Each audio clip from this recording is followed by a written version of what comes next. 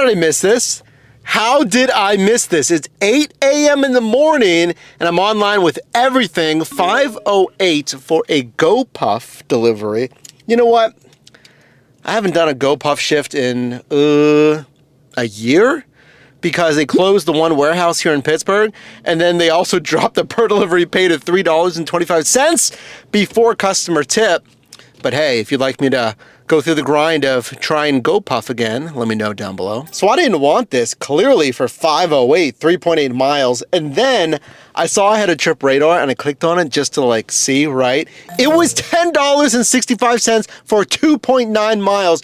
Also a GoPuff delivery. That had to have been like the one trip radar that I've seen in like months that is worth it.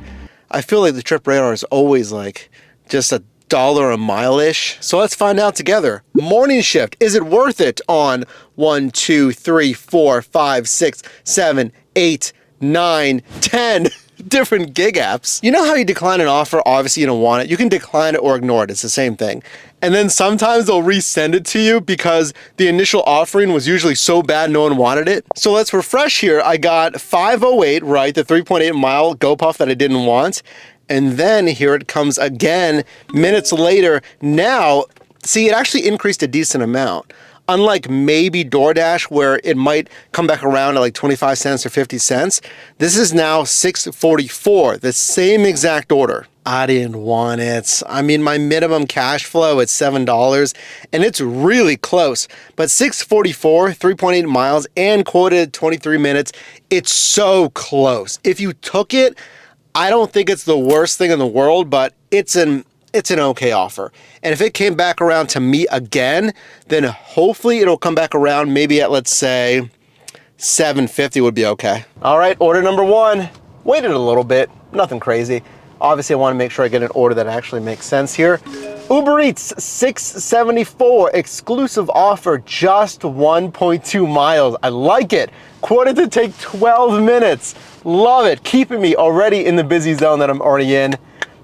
It's a good way to start it. Daisy chained it into a Grubhub order, $11+, good mileage, and I went online just as I'm dropping this one off right here, and there's no parking, wonderful. I think there's a lot behind me actually. Yes, there is, I can park in. As I was saying here, I daisy chained it into a Grubhub offer. I don't even care if it's McDonald's. I'm gonna take a little bit of a risk here. So what I did, I talked about this in a recent video, is I went online just as I was about to hit that delivery destination.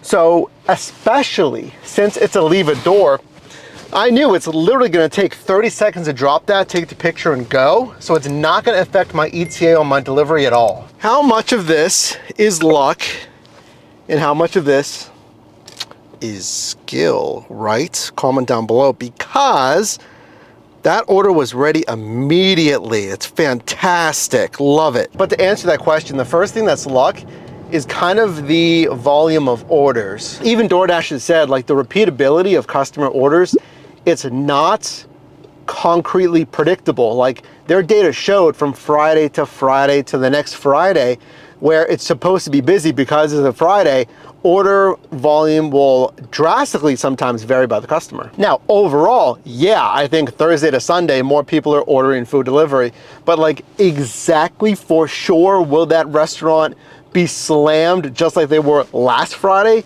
Statistically, it's not guaranteed. So combine the order volume with the restaurant efficiency, like I just had.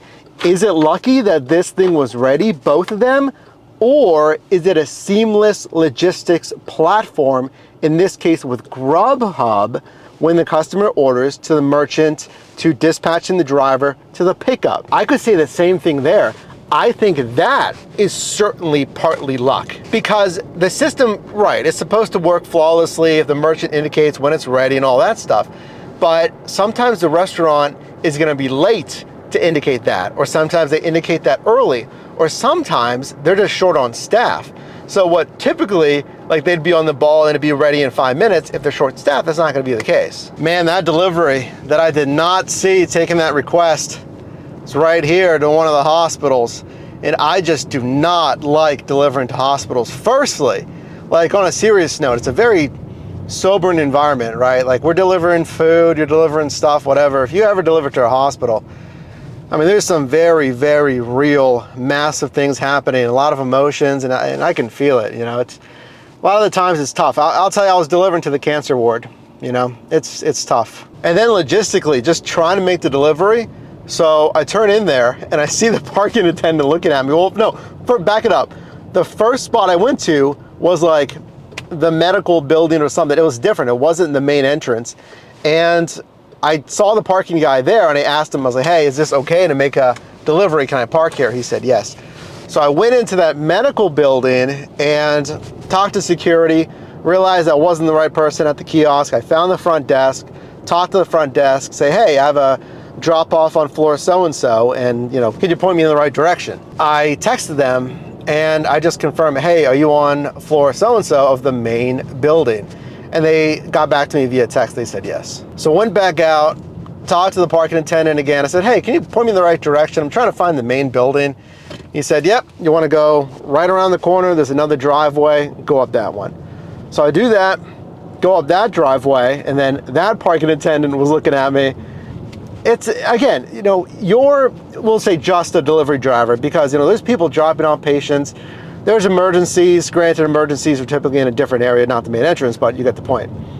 You know, there's a ton of people coming and going from a hospital, and this driveway can only fit like 2 cars, basically. It's not a huge entrance. So I pull up this other driveway, now at the main entrance, and that attendant, I stop, and she comes right over to my car and says, like, hey, this is for cancer patients. Can I have you pull around and park behind that bus?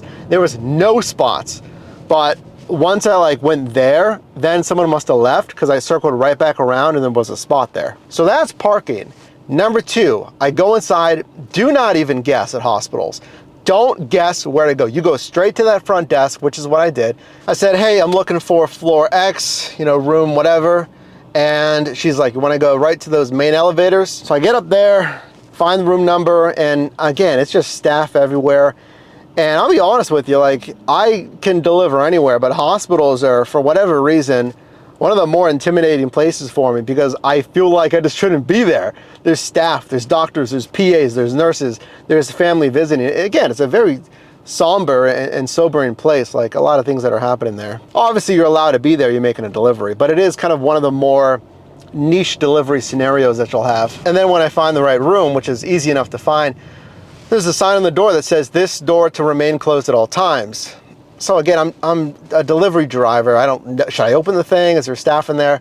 And then eventually I do open the door. I think the visitor that was with the patient saw me, and the visitor was coming to the front door as well. And then cherry on top, when I was leaving, I went down the wrong, I was trying to go down the wrong elevators, and it was only a couple of doors down from the elevators I took, but I mean, there's so much stuff in that hospital, it can get confusing.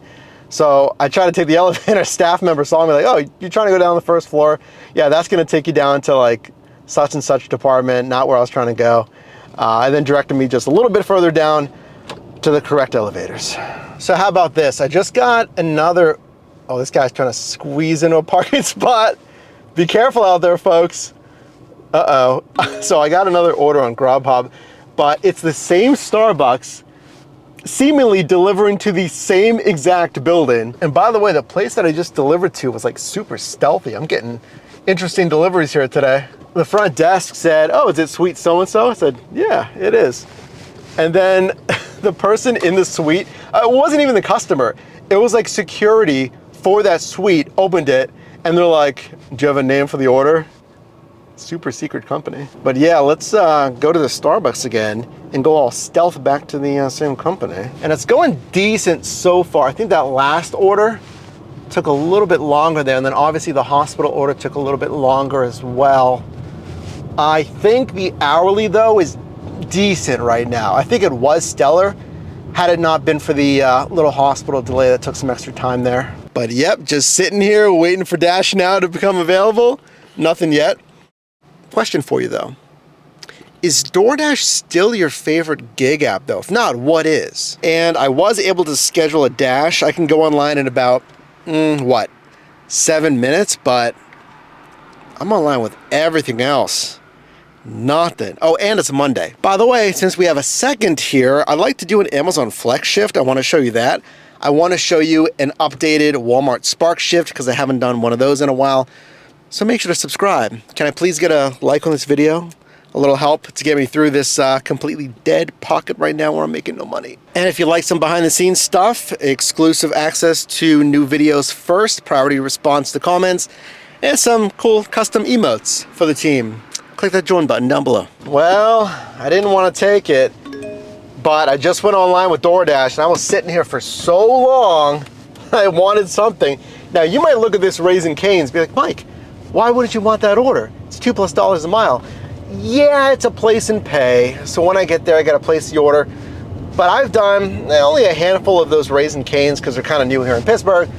But every time they've been pretty decent. It's not really that for me on this one. It's the ending destination.